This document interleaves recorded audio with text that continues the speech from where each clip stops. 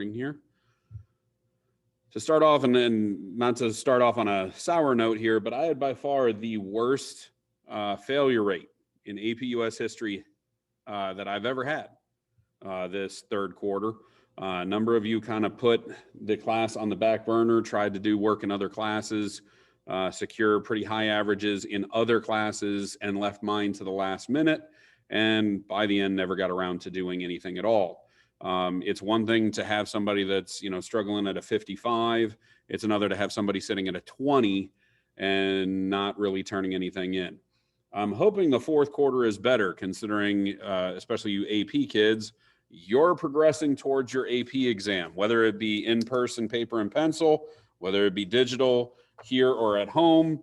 You are progressing towards taking that exam. I'm worried that a number of you are not taking it serious enough to where you are wasting your parents' hard-earned money, or even more importantly, your hard-earned money if you were the one paying for the actual exam. Now is the time for anyone that is registered as an AP US History student to start your review for that exam. You're a month and a half away. You need to start reviewing now. You need to start hopping onto the AP website. You need to start looking up Quizlets. There are plenty of them out there that help you to go through all 9 units. We are on unit 7 currently for the AP US History content.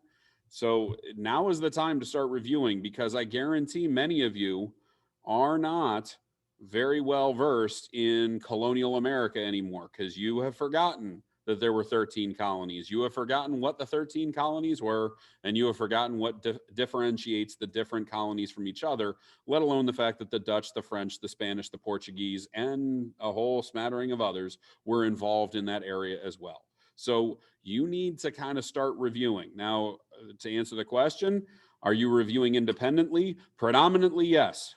There's not going to be as many opportunities to review as much as I would like to review. Okay. So yes, it's kind of on you to make sure that you kind of prep for this exam. Now, I'm here for support. You can certainly reach out and say, hey, I was looking over, this concept, or, hey, I was taking a practice exam online and they asked a question about this, that, or the other. Can you explain it a little bit more? And I will gladly do that for you.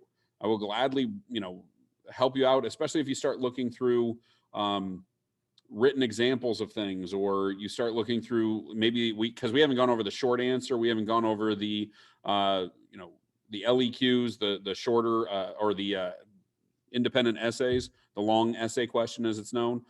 We've only gone over DBQs so far. And let's be honest, most of you would probably categorize your preparation for a DBQ to be very, very small, that you haven't done enough to really feel comfortable. So do realize, like, you're going to have to start taking the reins if you want to do well on this AP test. This is not like last year where you're going to walk in, take one essay, and let's be honest, is it fair to say that some of you, when you were taking your essay last year, when you got your results, it was a lot higher than what you thought you were going to get, because you kind of just stumbled upon something that was considered the right answer? And by extension, some of you walked in and writing is just not your strong suit and it kind of hindered you. This year, the AP test they're going to try and do it straight up. They're going to try and do a straight up AP exam with the multiple choice, the short answer and everything. It's an extended period of time. This is not a 45-minute sprint. This is a 3.5-hour long administration of this test. So you're talking about walking into a test that most of you, I'll be honest, are not prepared for, because we haven't had a legitimate year of school where you've been in class every day and we've worked not only on the content, but on the skills necessary to take it. So you need to start taking the reins yourself a little at home, okay? Here's the thing, Baldwin, you're asking, do we have to do both? Do we have to keep up with your work and start prepping on our own? Yes. So why did I start off with the third quarter? You put my class on the back burner, and that was obvious for many of you. For many of you, I would check, especially at midterms, when I was looking at your midterm grades for the third quarter, you'd have a 95 in chemistry, a 92 in English, a 78 in biology because she hadn't graded it yet, and then you'd look at mine and have a 42. And when I'd say, why is mine always the last one? Oh, V, ha, ha, ha. Move it to the front. You've got a test coming up. Okay. And unlike other teachers, I'm here to help you. Okay. I'm here to answer any and all questions, but you're going to have to come to me and tell me what you need help with, because I don't see a lot of you on a day-to-day basis. And judging by grades, there are a number of you that have been kind of taking a lax, kind of approach to this coursework, and you're not really internalizing anything. You're not really studying anything. So this is, yes, predominantly going to be on you. Okay. So needless to say, when it comes down to studying for this, a smart thing to do that I've had students be somewhat successful on is they have done this weird thing where they broke it up into daily reminders. So they would look up, for example, they would say, all right, unit 1 was over, 1492 and before. So it was before Columbus sailed the ocean blue. Hardly any test questions are over unit 1. So it doesn't really benefit you to go after unit 1, but unit 2 is over colonial America. So a lot of students would say, all right, on Mondays, I'm going to focus on colonial America. On Tuesdays, I'm going to go to unit 3 and start looking at the American Revolution. On Wednesdays, I'm going to look at unit 4, which is the early republic. Okay. Unit 5 is always Mexican War all the way up to and through the Civil War. So they would do that Thursday, and unit 6 they'd do on Friday, which was, the Industrial Age America, which is the unit we just got done with just a few weeks ago. We are currently on unit 7. It's by far the biggest one. And they would use the weekend to kind of study up on that and look up little things to help them out with the content from there. Okay. So bottom line is they would kind of do this mentality where they would prep for this by using every day as kind of a theme, if you will, to cover the material. Because quite honestly, unit 8 and unit 9 aren't big components of the test. Yes, Cold War and Civil Rights America tend to be large portions of it, but most of you kind of get that stuff. It's when America becomes more worldly, and you already covered a lot of that last year in AP World. So you kind of get the Cold War, you kind of get the civil rights movement. And yes, we'll go over it, obviously, but that'll be the stuff that'll be freshest in your mind anyway. So if you're looking for a review, start going back and use just, and these students from years past would do like 20 minutes where they would hop online, find a Quizlet, and just go through it to make sure they knew the terms. Or they would hop on to the AP website, the test prep website, and just watch a little review video from a professor. There's plenty of review videos on YouTube. If you look up AP US History on YouTube, you're going to find plenty of review materials that are out there from teachers that are probably way better than me. So if you are planning on prepping for this, obviously I'm going to be here to assist you. Obviously I'm going to be here to help you. But you're going to have to start taking a little bit of ownership over your grade on this test, because I'll be honest with you, I told the students that are in person, I don't take any sort of ownership over your test grade. If you score well or score poorly, that's not on me. I don't walk around going, look at what I did for this student. They got a 4 because of me. Bull. They got a 4 because they worked hard, because they were willing to put in the extra work. Okay. I don't look around and say, boy, I really failed that person. They got a 1. Like, no, they failed themselves by not prepping. And I heard this from the very beginning. I had people telling me when we were actually registering for the exam, for the in-person folks, oh, it seems so stupid that I'm going to register and get a 1. Well, you already decided way back in December that was going to be the case, that was going to be the result, because you didn't want to take any sort of ownership or effort to improve your situation. And if mentally that's how you are, then that's art imitating life, if you will. You're immediately going to project that. So if you're willing to take this serious and start buckling down, that's on you. But if you sit around, I'm sorry, I've got people in person right now that they take naps during the afternoon. Okay. If they get a 1 and they come in and say, you didn't prep for it, you didn't either. You slept. I heard you snore more than I saw you open a book or go onto an AP website to review. There are going to be those of you that give me all kinds of grief about AP biology. Well, the reason we got a 1 is our teacher wasn't there in person with us.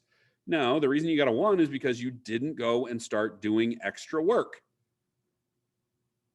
So if you're looking to actually score well on these, you got to start reaching out for help. Now, let me also point out, Baldwin asked the question of, hey, are we going to have time in class to review? Yes, sure, we're going to. And some of these Zoom sessions are going to be review sessions. But I'm also going to start, as we start progressing, I'm going to have after school review sessions as well. Okay. I'm going to try and put them more towards the evening hours where and I'll record them too, just like I do with these, but I'll try and do it where, hey, 8 o'clock at night, I'll be on and I'll just be presenting material and I'll tell you what material I'm going to go after, whether it's, hey, this is some helpful tips on how to take a short answer, or helpful tips on how to take the LEQ, or helpful tips on what to do with these multiple choice questions or whatever else.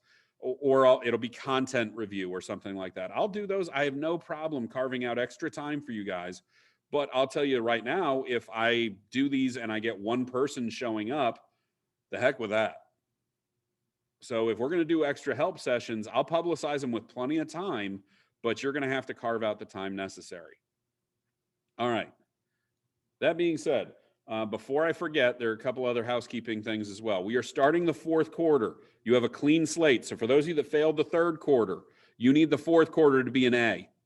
You need that to be an A. And since the fourth quarter is all based upon effort and prep for the exam, an A is entirely possible if you're willing to avoid falling asleep when we're going over concepts and making sure that you're successful. So please make sure you start off well. You have a test right now over imperialism and progressivism. My job today is at least to get an introduction to progressivism. And then I'm going to produce a video probably tonight to walk you through the rest of the progressive movement. Okay, so a continuation of the presentation. And to answer Matthias's question before he asks, yes, I'll post those materials as well. So anything I present will be posted onto the AP Google Classroom, like I said, hopefully tonight. Okay. Needless to say, we're going to start off with populism, so you understand that, because that is kind of a interesting concept, if you will, that starts the whole thing.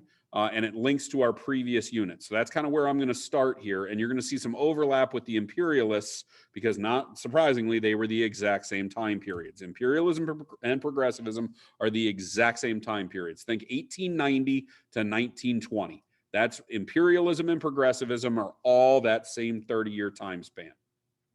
So here we go. And before I forget, housekeeping thing, CCP folks, of which I think I have 3 of you on this call. When we're done and I release everybody else, I need to talk to the 3 of you. So please make plans to stay behind for just a few minutes.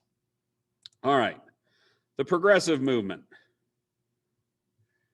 Changing America. The progressive movement is a time period where we realized there were problems. We realized there were issues. And this all comes out of the Gilded Age. And remember, the Gilded Age was it's a synonym for industrial America. They go hand in hand. The industrial age America starts roughly in the 1870s and progresses all the way up to 1890. So does industrialization. Industrialization kicks into high gear in the 1870s, 1880s, 1890s. So as we start to become more industrial, we also get way more corrupt. That is the time period where Carnegie, Rockefeller, JP Morgan, Cornelius Vanderbilt, all those guys are making obscene amounts of money and everybody else is dirt poor. And anytime you have a very small group of people making a tremendous amount of money and the rest of America, the vast majority, making none, you have an issue. That there are going to be problems. And of course, what ended up happening, the people below started to rebel. And their methodology of rebelling was joining labor unions, forming political parties, trying to kind of steal back some of the power and some of the influence that they gave to these people at the top.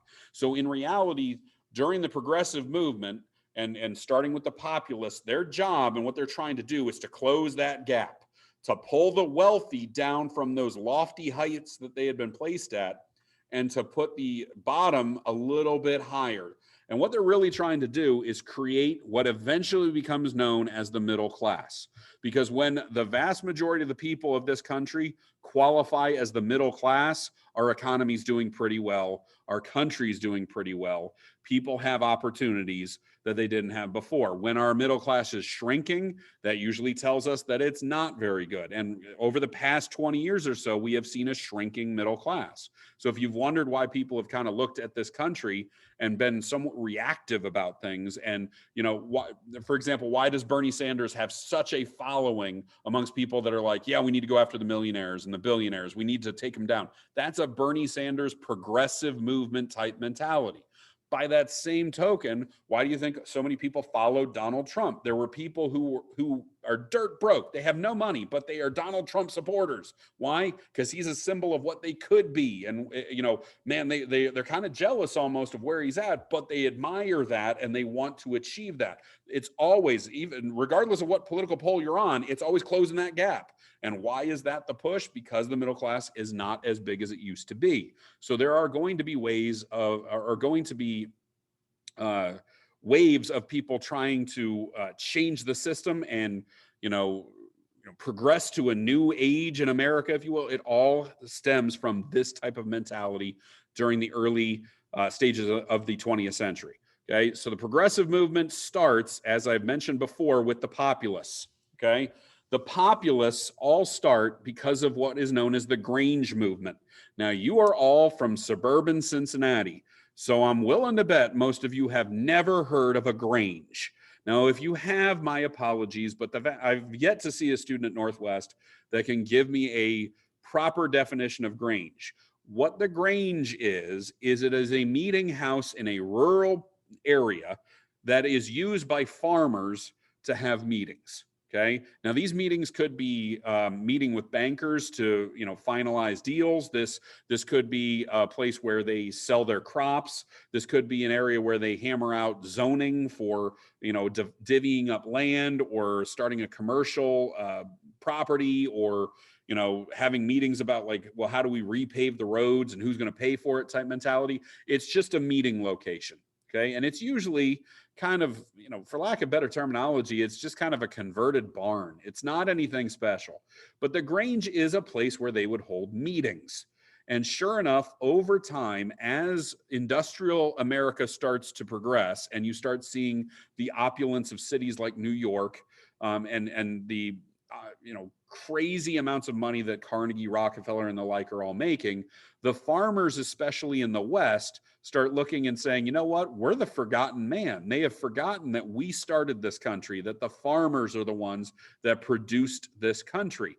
It's a very Jeffersonian mentality. Remember, Thomas Jefferson was all about the yeoman farmer, the hardworking guy that through his sweat and blood, he creates the crops that feed the people that then allow them to grow and prosper. So what they start to say is the government is more concerned about Carnegie and Rockefeller's happiness than they are ours. So not surprisingly, by the 1890s, they're fed up. They want to be recognized too.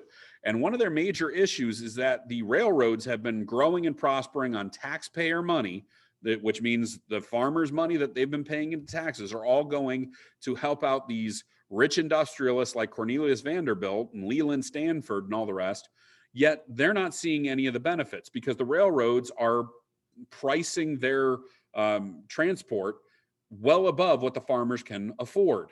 And so it's really hurting them. So what they want is a nationalization of industries. They basically want the government to take over the railroads, or at least to control prices to where they can afford it, and it's standardized. And this is what the farmers don't like. If you're friends with somebody on the railroad and can get a better deal, then you have the ability to basically purchase more land or better equipment or whatever else because you're not paying as much. So these secret deals and who you know and how you know them, they feel like it's unfair. It's an unfair game, and they want it to be more standardized.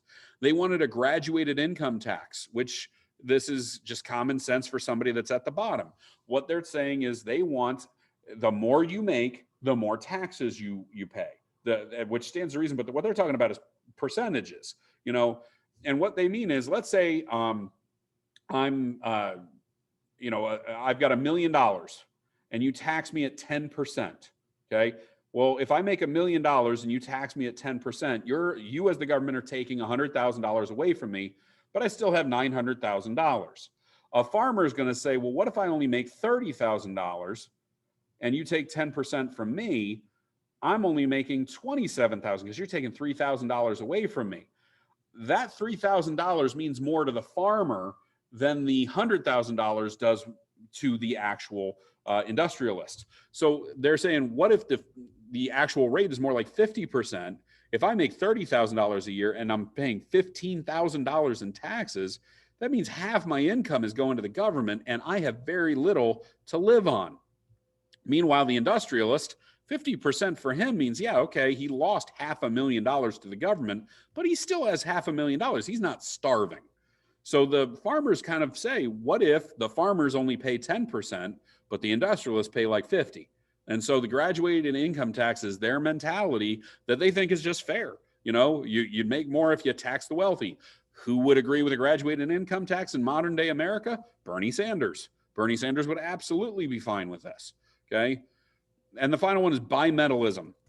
Back then, we were on the gold standard. We believed that the money that we printed had to be backed up by precious gold, that it had to be backed up by it, otherwise it didn't have value. The populists want us to go to bimetallism, meaning we can print money on gold and silver. Now, what does that do? It allows you to print more money, obviously, but you start running into problems with that as well, because the more money you print, the more chances for inflation, because more money is going around, it becomes problematic. Now, who doesn't care about that? People at the bottom that don't have any cash. Who does this panic? People at the top that do have it. So the populists succeed anyway at scaring the living you-know-what out of industrialists and people at the top, especially people in government at the time.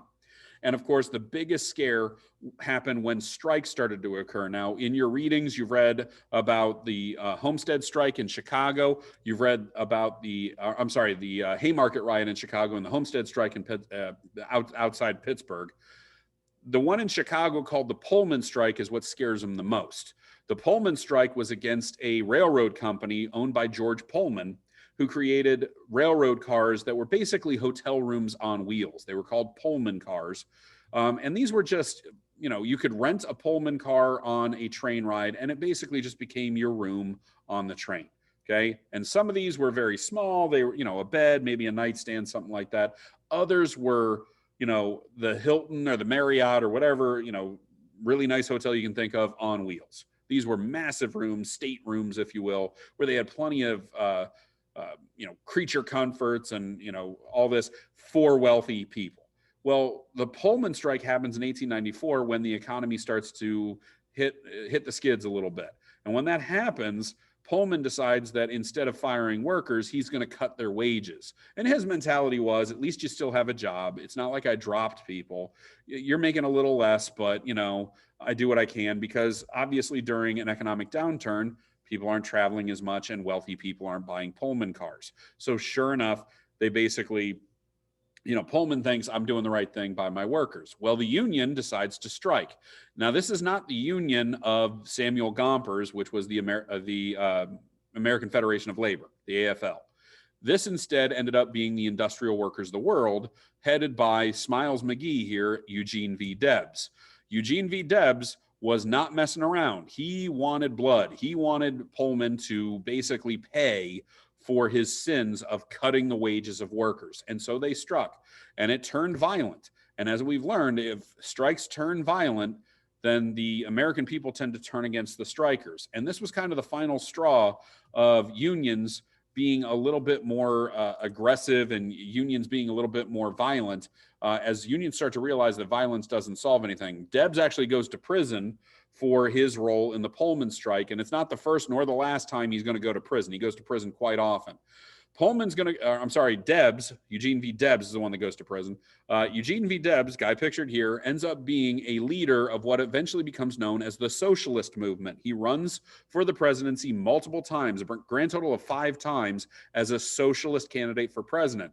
Even more so, he's the first presidential candidate ever to run from prison. He was arrested in 1920 for socialist ideals during eventually what became known as the Red Scare. And he still ran for president in 1920 from a jail cell. So he'll come up again here as we go through and hit the 1920s.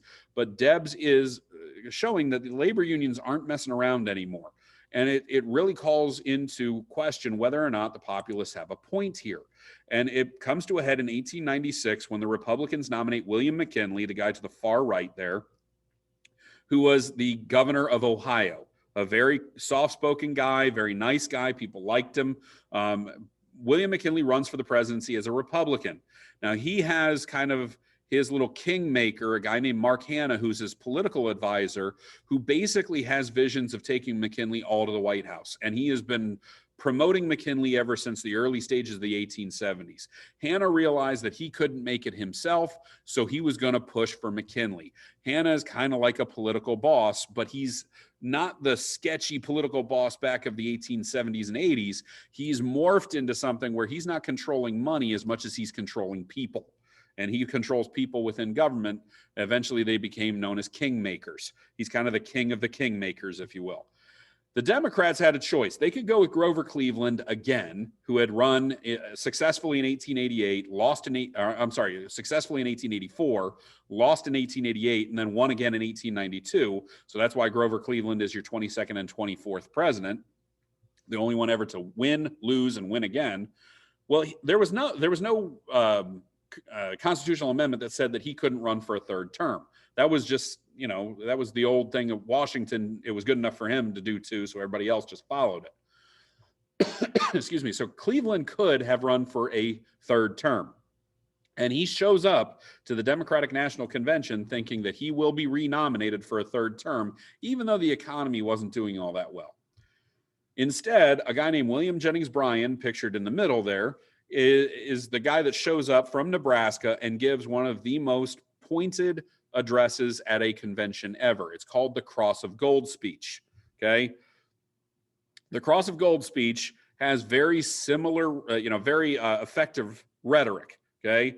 And some of the quotes, there are two ideas of government. There are those who believe that if you just legislate to make the well-to-do prosperous, that their prosperity will leak through on those below, which is better known as trickle-down economics. We'll talk about that when we hit Reagan.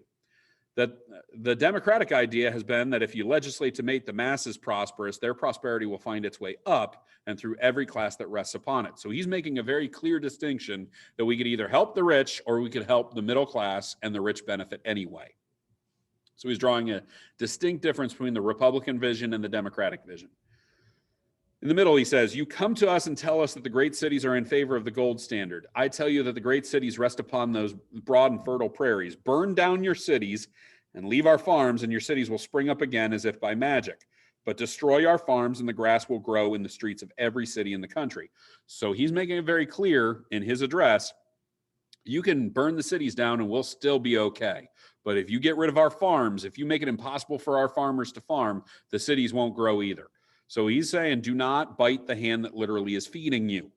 And finally, he finishes off, my friends, we shall declare that this nation is able to legislate for its own people on every question without waiting for that aid or consent of any other nation on earth.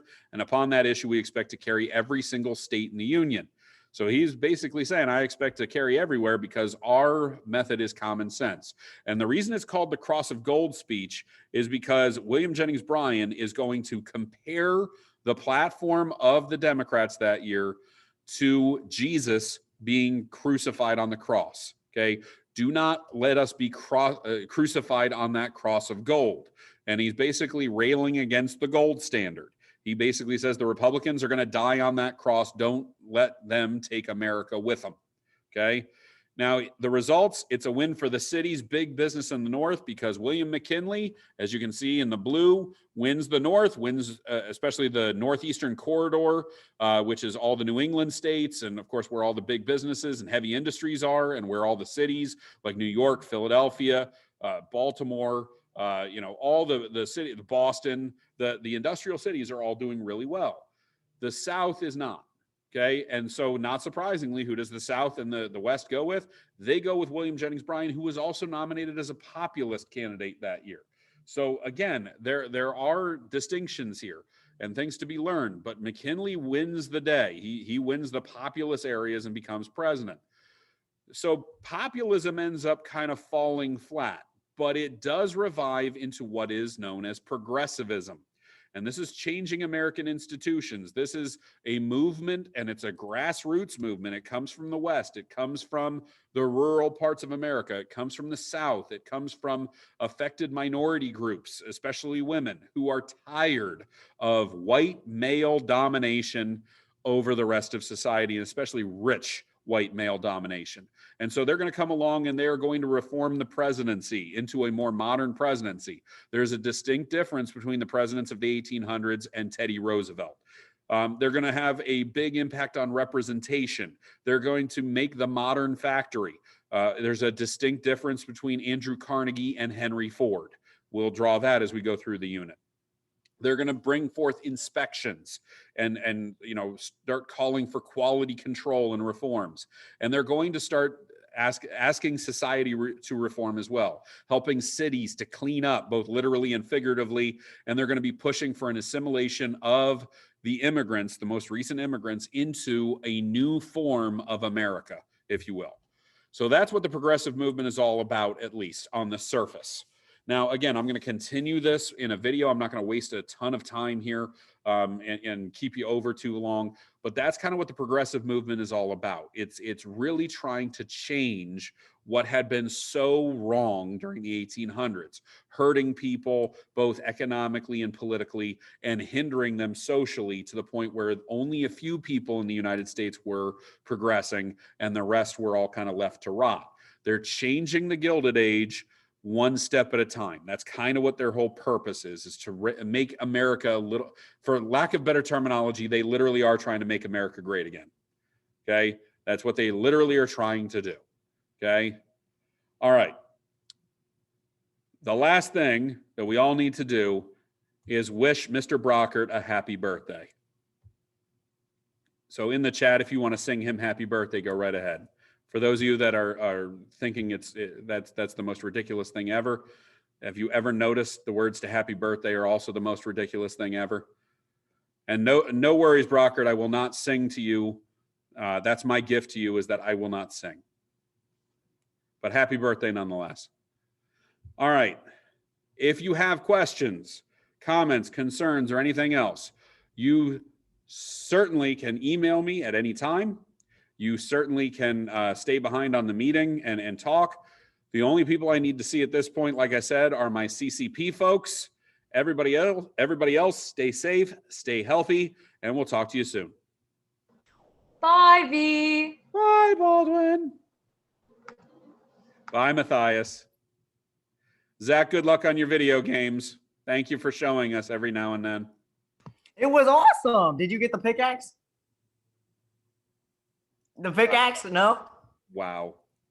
Hold on. You want to see something, Mr. V? Not really.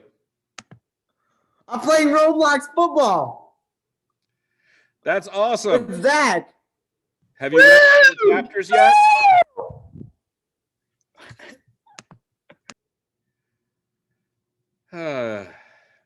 All right. So, my CCP folks, you should have received an email from me. That email contains your assignment for the fourth quarter, your assignments for the fourth quarter, I should say. That document basically gives you 4 options. What I'm asking you to do is choose 3.